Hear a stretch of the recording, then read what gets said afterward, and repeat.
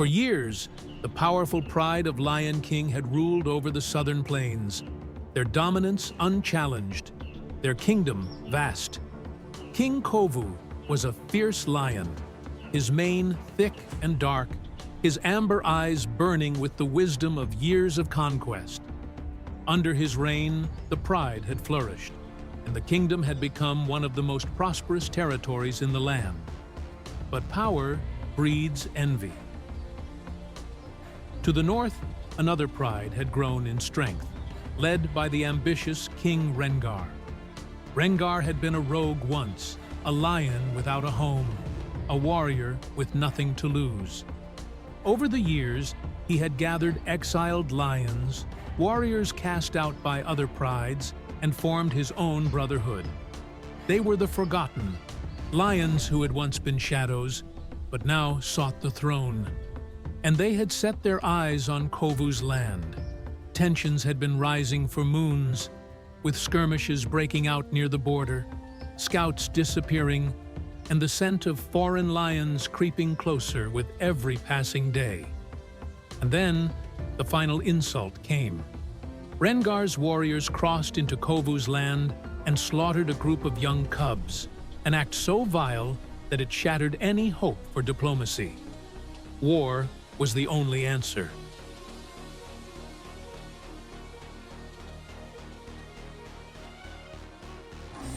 That evening, as the last rays of sunlight kissed the land, Kovu gathered his warriors. His son, Taro, stood at his side, young but strong, his golden mane beginning to fill out.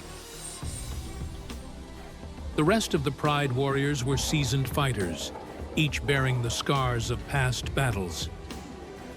"We fight for our home," Kovu roared, his voice carrying across the savannah. "We fight for our cubs, for our families. We will not let these invaders take what is ours." A chorus of roars answered him.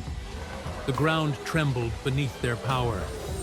Across the border, in the shadows of a dry riverbed, Rengar and his warriors waited.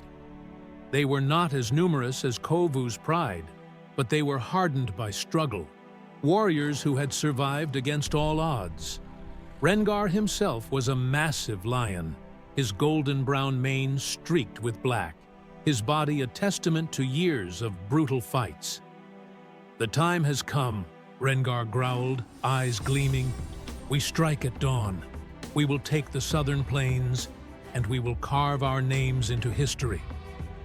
As the night stretched on, the tension in the air thickened. The savannah, usually filled with the sounds of nocturnal creatures, was eerily silent. Even the hyenas that roamed the outskirts of the lion's territory stayed hidden, sensing the storm that was about to break. At the first light of dawn, both prides met at the border, where the dry riverbed marked the divide between their lands. Kovu and Rengar stood at the forefront of their warriors, facing each other, neither willing to yield. "This is your last chance, Rengar," Kovu growled. "Take your pride and leave.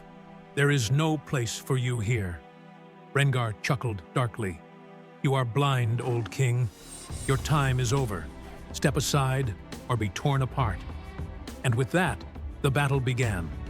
The roars of the lions filled the air as they charged, claws unsheathed, fangs bared.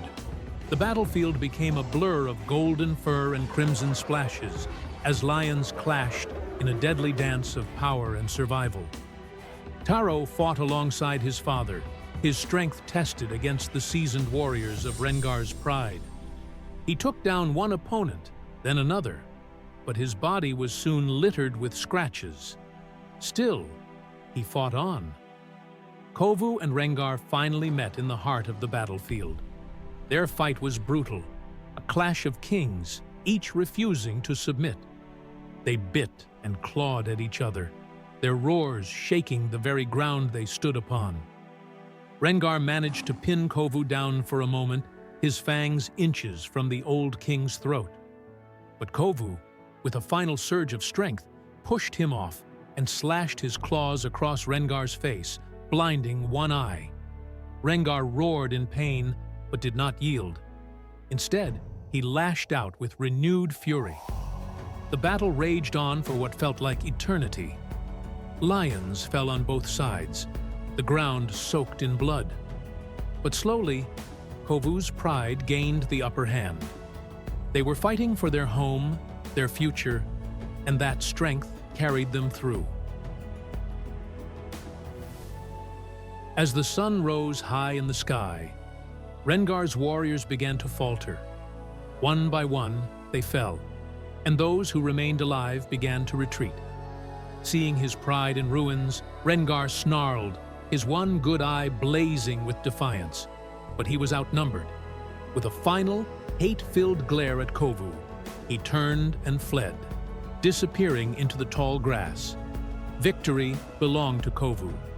The wounded were tended to, the dead mourned, but the pride had won. The kingdom remained theirs. As Kovu stood overlooking his land, bloodied but unbroken, he turned to his son. "You fought well today, Taro. One day you will be king. And you must always remember, power is nothing without honor." Taro nodded, the weight of the future settling on his shoulders. The battle was over, but the lessons of war would shape him forever.